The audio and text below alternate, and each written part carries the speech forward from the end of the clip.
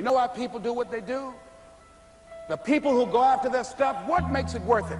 It's got to be your passion. You got to love it, ladies and gentlemen. You got to love it. It's got to be what you are supposed to do. You want to sing, and even though they want to invite you to Carnegie Hall, you're going to sing to anybody that listens to you, including singing to yourself. I used to talk to my plants when nobody else would listen to me. You got to write, even if no one published your book, write, because that was given to you to do. You do what it is you're supposed to. You're supposed to build something. You're supposed to create something. I don't know how to do it. Learn. Do whatever is required. Just go out there.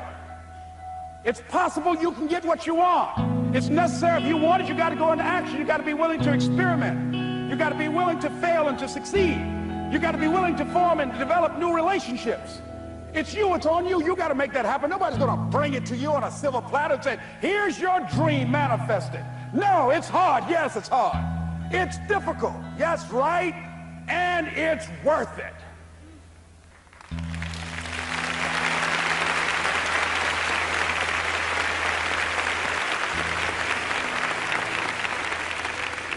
People ask, hey man, these kids, man, it's rough dealing with them. That's right. That's right. You think peer pressure happened overnight? We went through peer pressure. I remember as a kid, some guys said, hey Les, and another fellow named Willie Lower, we were going home. Hey man, we're going down to Gould's, man, and knock off a grocery store. I said, look here, I don't want no part of that. I'll see y'all later. Say, y'all chicken. I said, that's all right, you say whatever you want. Low star. I'm not chicken, man. Don't call me chicken. Now, why don't you come?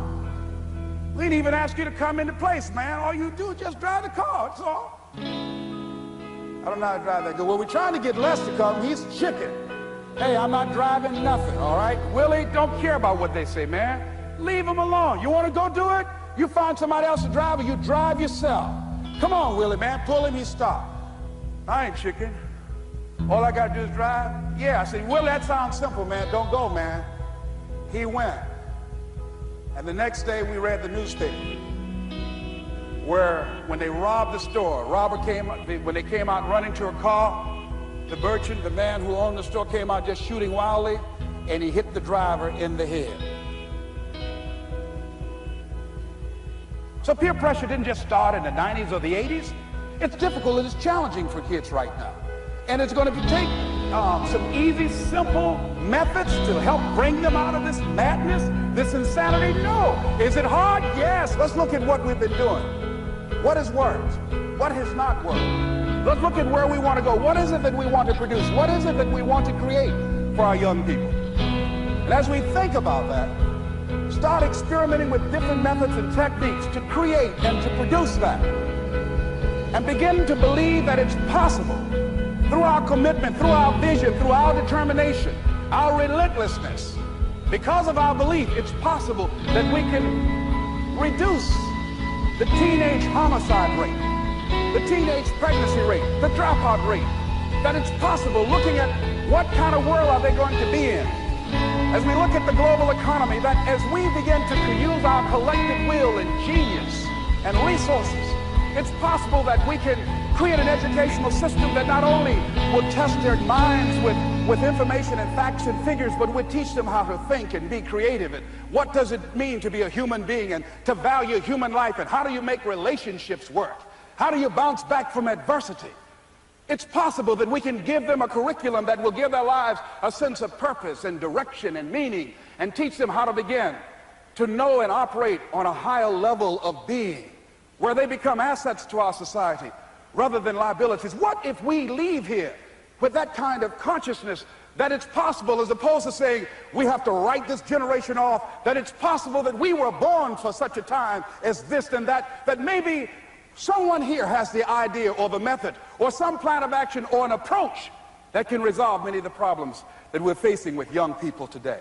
Whatever we have to do to save our children, it's worth it.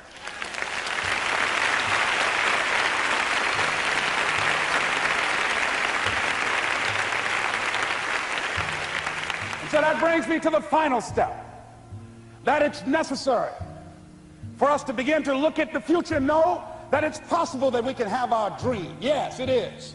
Other people have done it, then we can do it. We fail a lot of times. Well, a lot of other folks fail, and eventually they came back and they succeeded. So it's possible we can have what we want. And we know that we want to get it. It's necessary that we align ourselves with people that think like we do. It's necessary we get negative, do-nothing people out of our lives. It's necessary we never stop learning and growing and developing ourselves. It's necessary that we never give up. We know that it's you, it's me. It's being responsible for our stuff and deciding that we're going to keep on keeping on, that we're going to find a way to win or find a way to make it happen. And we know it's hard. It's not going to be a picnic.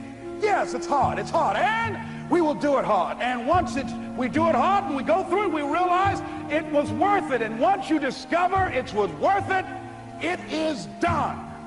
It's done.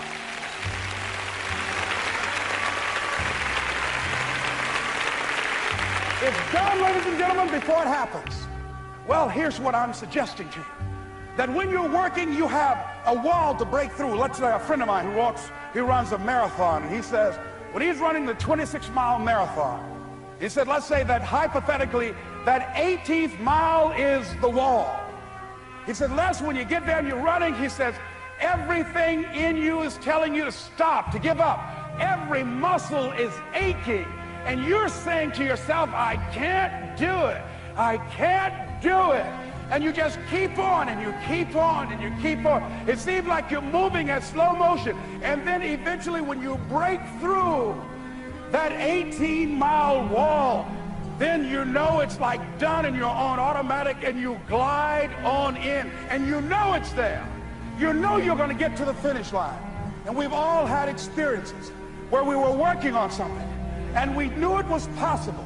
And we did those things that were necessary to bring it into reality. We took the responsibility to make it happen. Other people couldn't see it. A lot of people didn't believe it. You were attacked. You were criticized.